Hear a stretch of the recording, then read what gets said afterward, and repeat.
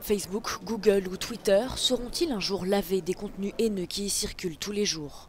C'est en tout cas l'objectif de la loi contre la haine sur Internet. Examinée depuis mercredi à l'Assemblée, elle porte le nom de Laetitia Avia, qui en a fait un combat personnel. Cette proposition de loi porte en elle mon histoire, celle d'une femme qui n'accepte plus d'être insultée de négresse sur les réseaux sociaux.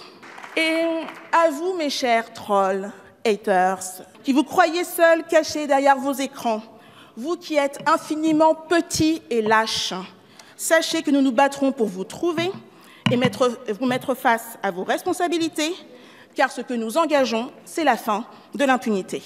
Si le texte est voté, les plateformes et les moteurs de recherche seront forcés de retirer sous 24 heures les contenus haineux qui leur sont signalés et qui ciblent l'appartenance ethnique, la religion, les provocations au terrorisme ou encore la pédopornographie.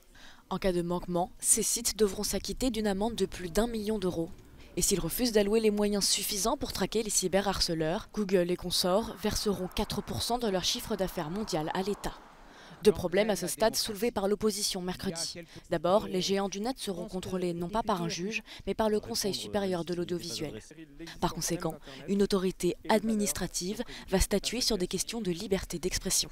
Et par ailleurs, les plateformes ne risquent-elles pas de faire de l'excès de censure et donc de supprimer des contenus licites pour s'éviter des amendes? Vous confiez la censure à Google, à Facebook, à Twitter.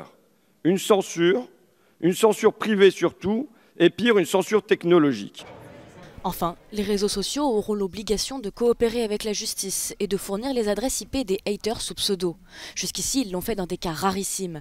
Par exemple, pour cet adolescent qui avait menacé de mort sur Twitter une ex-journaliste de Charlie Hebdo.